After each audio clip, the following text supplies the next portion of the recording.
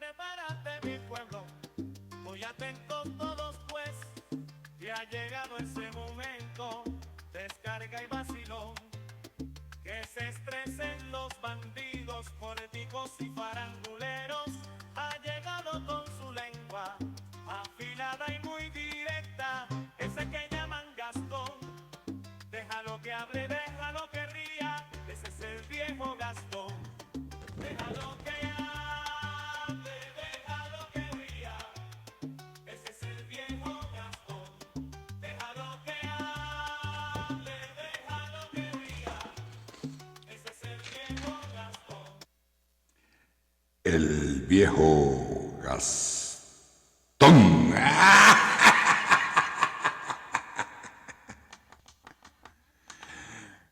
Muy buenas noches, mi pueblo. Muy buenas noches. Aquí estamos, pues, otra vez en el zaguán del viejo Gastón para un nuevo programa. Y seguimos, porque aquí lo que no hay es que rendirse nunca. Nunca, nunca. Las cosas hay que repetirlas una y otra vez hasta que queden grabadas no solamente en la mente, sino en el alma. Ok, hoy vamos a empezar por 7 puntos que me escribió la vieja Gastona. Pues ustedes saben una cosa, mira, la mujer mía es súper ordenada. La mujer mía es pero ordenada al 1000%. A veces me da miedo, pero bueno, eso es una virtud, una gran virtud que yo le admiro, le agradezco. Pero claro, a veces me da miedo porque, coño, ustedes saben lo que es agarrar. Y mira, hasta el pollo este es víctima de la mujer mía, porque la mujer mía me lo lava. Dice que ese pollo que está llevando polvo ahí, y ese pollo que yo lo quiero tanto, a veces pierde hasta el sonido porque mi mujer lo enjuaga y lo restrega y lo lava hasta que me deje al pobre pollo afónico. Bien, dicho esto, vámonos por la chuleta de la mujer mía. Pues vamos a ver qué sale de ahí. Bien, mi pueblo, mira, yo quería explicarles una cosa. Siempre les he dicho, siempre les he dicho que yo no creo en la democracia. Y la gente se alarma con eso. La gente que me escribe y me dice, pero ¿cómo que no crees en la democracia? Entonces, ¿por qué estás apoyando a María Corina Machado y a Edmundo González Urrutia? Y siempre estás hablando de esto y de aquello y lo otro. Y hay gente que me dice, que lo que pasa es que tú eres un viejo hablador de huevona. Pero mira, les voy a explicar. La democracia tiene un gran problema, que la democracia es el poder de las mayorías. En una población de 100 individuos, 50 más 1 ya hace la mayoría y crea leyes y somete al resto de la población, el 49% restante. Eso es la democracia. Ese es el gran problema de la democracia, que es el poder que se le busca a las mayorías. Como que si la mayoría pudiera tener esa infalibilidad de la cual supuestamente solo goza el Papa de Roma. Les voy a poner un ejemplo. Cuando nació, antes del ejemplo, el sistema republicano, que no tiene nada que ver con el Partido Republicano de los Estados Unidos, ni la democracia con el Partido Demócrata, ni nada de eso. El sistema republicano, el que establece una república por encima de lo que es la democracia, es el imperio no de las mayorías, sino el imperio de la ley, de una ley común que debe ser acatada por todos los estratos de la sociedad, respetada, honrada, aplicada. Esa es la diferencia. Por eso es que aquí en los Estados Unidos de América existe lo que se llama el colegio electoral, para no darle tanto poder a una región, a un estado, un grupo de estados sobredimensionados y sobrepoblados, que por voto popular, por voto democrático, pudiera imponerse al resto de los estados más pequeños desde el punto de vista demográfico, económico, etc. Entonces, se le da una primacía en el sistema republicano de gobierno a la ley, y no a la voluntad de las mayorías, que son dos cosas completamente distintas. Precisamente por este defecto que tiene la democracia, pues la democracia no es mala per se, es preferible a cualquier otro sistema de gobierno. Dicen que la democracia, creo que lo decía Winston Churchill, que la democracia es el peor de los sistemas políticos, pero mejor que cualquiera que se le ponga al lado, algo así. No sé, no me llega la frase tal cual. Estoy parafraseando de cabeza. Y por eso es que la democracia muchas veces sirve como semillero de la autocracia, porque a través del voto popular, de ese nefasto 50+1, individuos como Hitler han accedido al poder para después declarar un Estado autocrático. Y el mismo Mortadelo Galáctico, Hugo Chávez Frías, llegó haciendo uso de las herramientas del voto popular, de ese 50+1. Inclusive se habla de que en relación al padrón electoral y en relación a la totalidad de la población de Venezuela en su época, el Mortadelo llegó con el 36% de apoyo a la presidencia en la única elección que ganó, porque el pueblo estaba deseoso de una mano fuerte, porque les estaban vendiendo hace años una Venezuela muy débil, cuando la realidad era otra. Y ya los que recuerdan a la cuarta y los que han vivido, esos que vivieron en la cuarta y han vivido en esta quinta república, saben de lo que les estoy hablando, de cómo se vivía en esa cuarta república y cómo se malvive en la presente quinta república. Entonces, bien, en Estados Unidos de América se adoptó el sistema republicano de gobierno. Y se le dio una gran importancia, porque como estaba basado en la igualdad ante la ley, se crearon instituciones, no un montón de instituciones burocráticas, no, se crearon instituciones puntuales para que esa ley no solamente se decretara, sino que se acatara. Porque uno de los dichos populares que tenemos en Venezuela es que se acata, pero no se cumple en relación a ciertas leyes, o todas. En cambio, aquí hubo, en Estados Unidos, instituciones encargadas no solamente de elaborar las leyes, de promulgarlas, sino instituciones efectivas para que el cumplimiento de la ley fuese más o menos parejo en el resto de la población común. Porque sabemos que los sistemas no son perfectos desde el hecho de que el ser humano no es perfecto, pero es perfectible. Y un buen acuerdo es mejor que un mal arreglo. Bien, entonces ese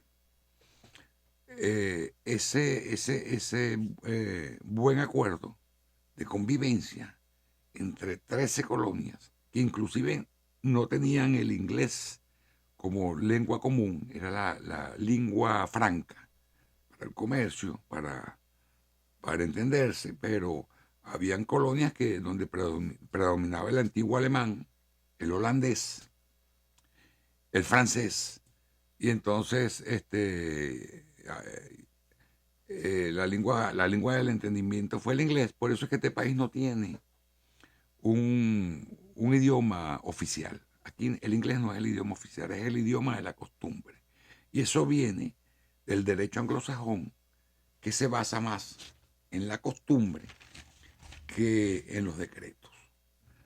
Bien, por ahí vienen los tiros. Porque el derecho derivado de los pueblos anglosajones pone a la ley, al hombre como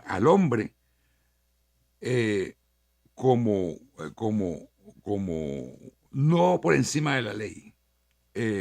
Se hacen las leyes por causa del hombre, para beneficio del hombre, para control del hombre. Contrario al derecho romano y napoleónico heredado por las naciones de Latinoamérica, donde el hombre es la causa de la ley. Entonces agarran al hombre y le quieren embutir las leyes para hacerlo, para transformarlo en un ser que no es, por naturaleza. Y de ahí vienen las tiranías. De allí vienen las tiranías. Las leyes latinoamericanas son mayormente punitivas. No son leyes que se hacen para que el hombre, y como hombre quiero que se entienda, hombre y mujer, humanidad, yo no estoy con ese lío de hombres y hombres o mujeres y mujeres, nada de esa vaina, estoy hablando en general. Entonces, el derecho anglosajón trata de sistematizar lo que la costumbre prácticamente ha hecho ley. Esa es la gran diferencia entre esos dos sistemas jurídicos, el anglosajón y el latinoamericano. Bien, este sistema republicano se mantuvo en los Estados Unidos de América hasta que se produjo una ruptura y se provocó la única gran guerra civil de los Estados Unidos de América, donde los demócratas, los democráticos, el sistema democrático del sur, por eso es que el Partido Demócrata nace en el sur esclavista, es un partido eminentemente de extracción sureña, ¿verdad? Se enfrentan a los estados del norte que eran los que sostenían esa doctrina de la fundacional del republicanismo, de la ley como faro de toda la sociedad. Entonces, allí es donde yo baso mi convicción personal de que la democracia no funciona, porque querían los sureños, fundadores del Partido Demócrata, querían una democracia donde ellos tuvieran la mayoría e imponerse sobre el resto de la sociedad sin considerar parte de la sociedad a la población esclava negra de la época. Y contra eso, dada la filosofía de la igualdad ante la ley, es que despierta el Partido Republicano, el republicanismo, y hay ese enfrentamiento, ese gran choque, esa gran colisión de ideas en los Estados Unidos de América. Termina triunfando el republicanismo por las armas y por la ideología, porque la gente prefirió más bien tener esa oportunidad de igualdad ante la ley, igualdad de oportunidades, y no un sistema democrático propiciado por el Partido Demócrata del Sur, del sur. Y sí, es muy bien, vas a elecciones, esto y aquello y lo otro, pero siempre hay la posibilidad de que esa mayoría ganadora imponga lo que les venga en gana, como lo hizo el mortadelo galáctico Hugo Chávez, como lo hizo Hitler, como lo ha hecho una pila de regímenes a lo largo y ancho de la historia y el planeta. Bien, entonces, después de la guerra de independencia de las 13 colonias de los Estados Unidos de América, ¿qué pasó? Como ya le dije, hubo un fortalecimiento de las instituciones y se evitó la figura del caudillo o del líder. Eso fue lo que se evitó. En tanto que las repúblicas latinoamericanas, ¿verdad?, el Virreinato de Nueva Granada, la Capitanía General de Venezuela, creo que Ecuador también era una Capitanía General, el Virreinato del Perú, que en ese entonces tenía como territorio propio lo que hoy es Bolivia, y la Nueva Granada, que hoy es la Nueva Granada, que hoy es Colombia, que tenía esa parte de lo que hoy es Panamá.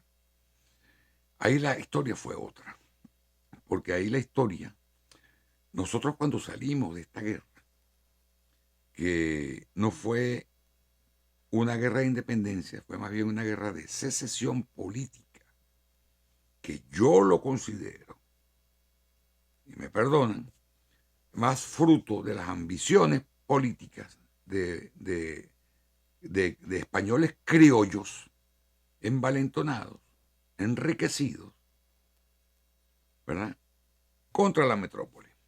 Porque nosotros habíamos tenido 300 años de régimen llamado colonial, que no fue tal, porque en una colonia se explota, en una colonia no se crean instituciones. Y el Imperio Español creó aquí multitud de instituciones, escuelas, iglesias, universidades, asociaciones, de todo.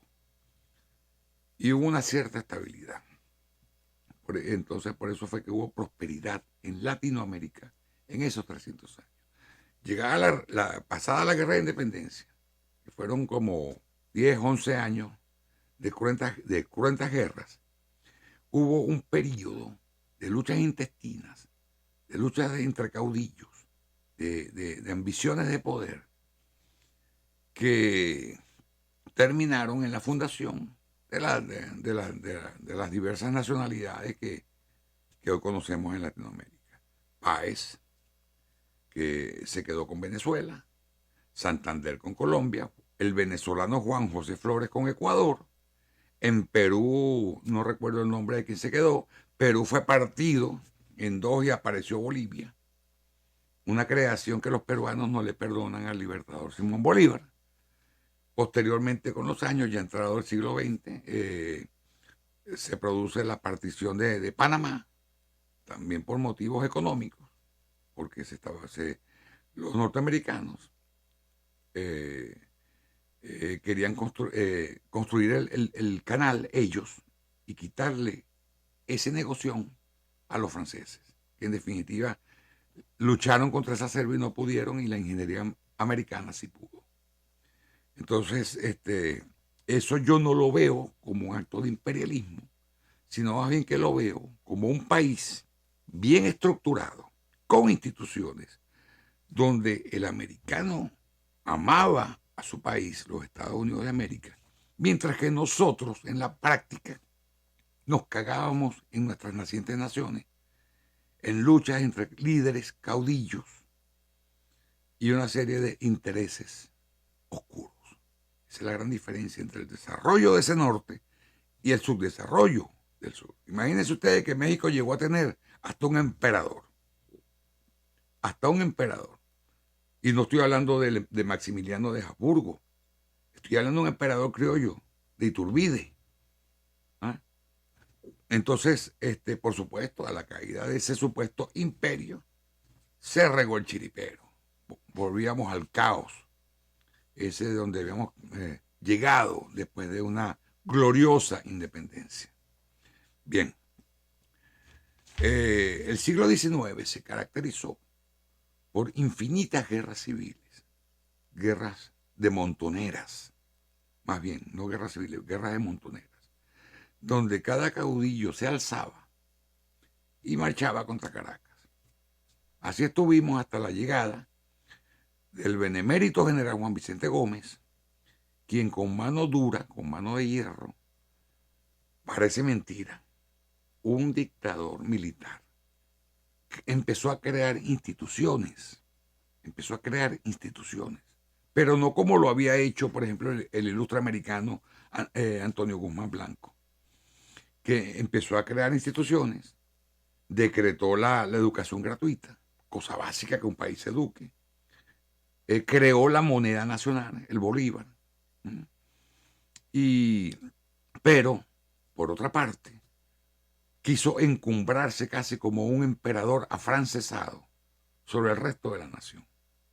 Juan Vicente Gómez, que tuvo sus mil y un defectos, logró al menos la hazaña de institucionalizar las Fuerzas Armadas, de desarrollarlas hasta con una aviación militar incipiente,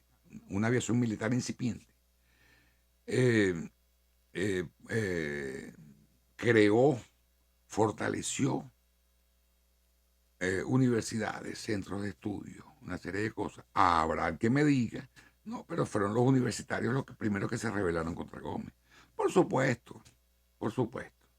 Siempre el pensamiento se rebela contra el poder absoluto, que no necesariamente tiene que ser opresión. Entonces, pero sin embargo, Venezuela prosperó.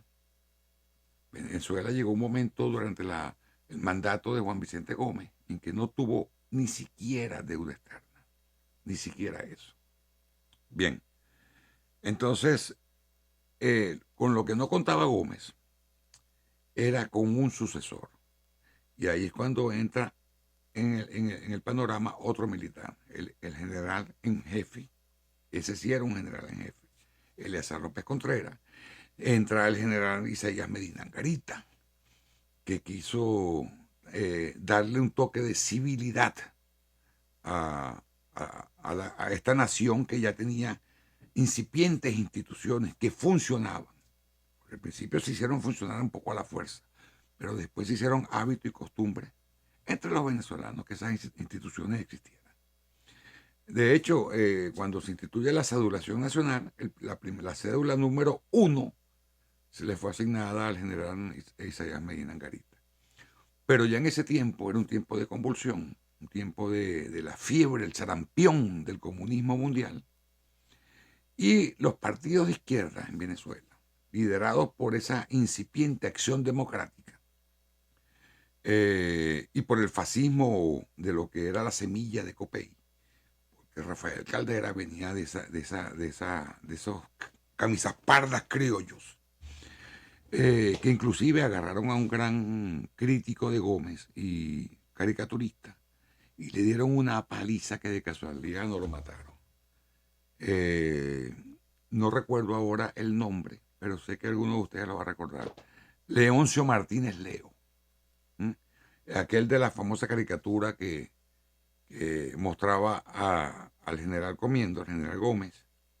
Fue muy famoso, eso le costó grilletes a Leoncio Martínez Leo. Y Leo dibuja como un árabe que se le queda viendo al general comiendo. Y come, y el árabe en un momento en que dice, ¿hasta cuándo Gómez, paisano? ¿Ah? Era una burla directa, ¿hasta cuándo Gómez? Entonces, los adecos derrocan en una revolución donde participa inclusive Pérez Jiménez. Derrocan a Medina Angarita. Empiezan con sus proyectos, sus grandes proyectos de izquierda, y es el mismo Pérez Jiménez el que los traiciona. Y ahí le digo, pues fíjense lo que es el no tener instituciones. Si hubiese sido un proceso a través de instituciones, se mueven las fichas políticas, se mueven los actores, pero las instituciones quedan, y a la final el país no sufre. Pero al haber esos movimientos revolucionarios, ya estamos hablando otra vez de caudillos, volvemos al caudillismo. Y uno de esos caudillos, y eran tres que le decían los tres cochinitos, era Delgado Charbó, Pérez Jiménez y el otro era, no recuerdo el nombre. Alguno de ustedes me lo va a recordar, le decían los tres cochinitos. Y de los tres cochinitos quedó el más gordito, Pérez Jiménez, que gobernó con mano dura a lo largo de casi una década. Pero tuvo el buen tino de permitir que Venezuela se desarrollara económicamente, hacer buen uso de esa política constructiva de ciertos regímenes, hasta que es derrocado por las fuerzas democráticas, pero siempre de izquierda. Porque en Venezuela hubo siempre, en todo lo que fue el siglo XX, después de que el general Gómez institucionalizó muchas cosas, creó instituciones que inclusive remanentes de esas instituciones funcionan hoy por hoy. Quizás no de la forma en que fueron concebidas, porque fueron desnaturalizadas por el castrochavismo, y peor con el maburrismo. Entonces, bien, mi pueblo, fíjense que cuando otro proceso extraño, en los Estados Unidos de América, todavía hoy rige la misma Constitución. ¿Cómo es eso posible? Un documento que tiene más de 200 años. Porque cuando ha habido la necesidad, por ejemplo, cuando se le otorga la libertad a los esclavos, cuando se le otorga la ciudadanía plena y el voto a los esclavos o el voto a las mujeres, se le van añadiendo lo que llaman las enmiendas. Pero la Constitución básicamente es la misma. Lo que cambian son las enmiendas, que creo que hasta el sol de hoy son como 28 enmiendas. Entonces, la segunda enmienda, la primera enmienda que se le hizo a la Constitución fue el derecho a la palabra, a la expresión, no para que la gente dijera lo que le diera la gana, era para evitar que el gobierno destruyera y aplastara a un ciudadano por sus opiniones. Ese es el sentido original de la primera enmienda. Y la segunda enmienda, para contar con una milicia civil, para que los ciudadanos estuvieran armados, porque en los primeros años de existencia de los Estados Unidos de América, siempre se mantuvieron por ahí los ingleses tratando de joder la situación. Y llegaron inclusive, creo que en el año 1808 o 10, no recuerdo exactamente, pero a principios del siglo XIX, llegaron a ocupar Washington y quemaron la Casa Blanca. Imagínense ustedes esa. Entonces, como no se contaba con un ejército fuerte, a pesar de haber ganado la guerra de independencia, armaron a la población y le dieron el derecho constitucional de portar armas.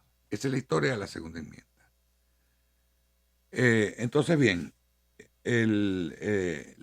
cuando se establece la Cuarta República, se trataron de fortalecer, tomaron todo lo bueno, inclusive de Pérez Jiménez y del general Gómez, y rectificaron el error que hicieron con el general Isaías Medina Angarita, y empezaron a fortalecer instituciones, a fortalecerlas de un modo tal que funcionó alrededor de 40 años de forma bastante efectiva, pero siempre con la sombra del personalismo, en este caso ese gran enfrentamiento histórico que hubo entre Rafael Caldera y Carlos Andrés Pérez, que era mayormente la tirria que le tenía Caldera a Carlos Andrés Pérez, porque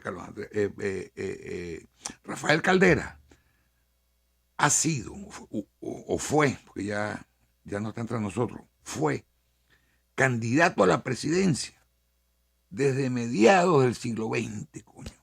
Desde el año 45, ese hombre ha estado jodiendo en la política nacional.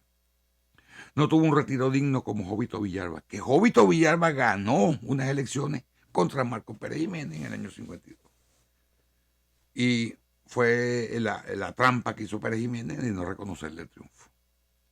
Y no habían estas grandes organizaciones y estas cosas para que Jovito pudiera cobrar su victoria. Cosa que no deberíamos permitir hoy, donde hay tanta tecnología y comunicación y movimiento, de que no se le reconozca el triunfo a nuestro presidente González Urrutia y a nuestra vicepresidente María Corina Machado. Entonces, una de las primeras fallas, porque la democracia de la Cuarta nació tuerta y media coja. Una de las grandes fallas es que si ustedes revisan la Constitución del 61, en la misma promulgación de la Constitución, se conculcaron, se quitaron, se bloquearon todas las secciones del derecho económico de los venezolanos. Eso fue un gran error. Eso fue un gran error. Porque entonces creamos una casta de empresarios parasitarios del Estado petrolero. Creamos una población más inclinada a extender la mano para buscar recursos en el Estado que a ser proactivos, que a ser creadores, que a ser productores, ¿verdad?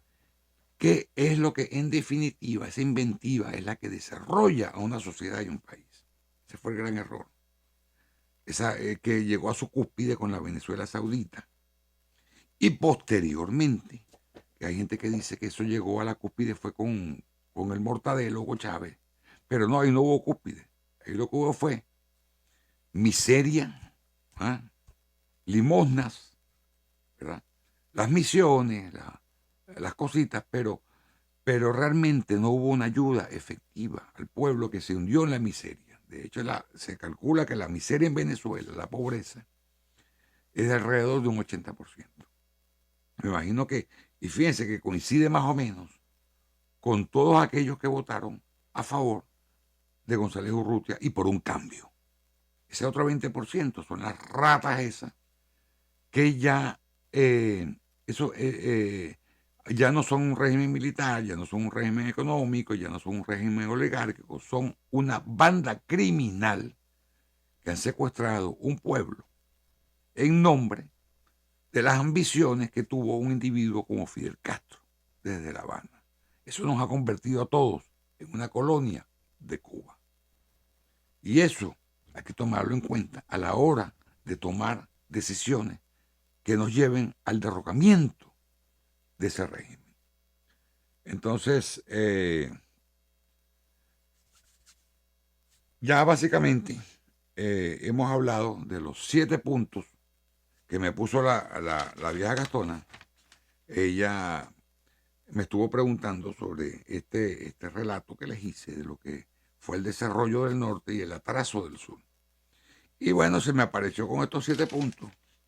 Y puede que yo sea el presidente de mi hogar, la cabeza del hogar. Pero esa mujer es el pescuezo. Y el pescuezo es el que mueve la cabeza. Esa mujer es el poder detrás del trono. Pero esta es la historia. Esto fue lo que estuvimos hablando la vieja Gastón y yo. Y ahora lo concreto en un video para todo este pueblo de la Gastonera y para todo aquel que quiera seguir el desarrollo y la liberación de Venezuela a través de la lucha de María Corina Machado, que allí tenemos el chance de una institución que podemos desarrollar, porque la única institución legalmente constituida en Venezuela, la única institución que tiene legalidad de origen en Venezuela, hoy por hoy, es la presidencia de la República. Y esa presidencia tiene un ocupante que ganó legitimidad con el apoyo masivo del glorioso pueblo de Venezuela. Sí, y yo le digo a mi pueblo, si apoyamos esa institución y a través de esa institución le damos génesis, le revivimos otras instituciones tan necesarias en Venezuela, porque esto pasa por una reforma judicial, policial, militar, económica. Vamos a poder retomar a Venezuela y vamos a poder construir el país soberano que siempre anhelamos, pero no con montoneras, no con luchas de montoneras. Por eso es que yo me opongo a los batracios, a los alacatracios, a los alacranes, a toda esa vaina me opongo yo. Porque esta no es la hora de la crítica hacia María Corina Machado. Esta es la hora de hacer un solo frente, aunque no tengamos un único pensamiento. Eso es lo que hay que hacer valer, mi pueblo. Y eso es lo que debe suceder. Que Dios Todopoderoso me los bendiga, me los acompañe y me los favorezca. San Luis Bertrán me los críe. San Miguel me los proteja con su escudo y con su espada. Y aquí estamos a su servicio, mi pueblo. Como siempre, todas las noches. Porque de esta salimos. El viejo Gastón.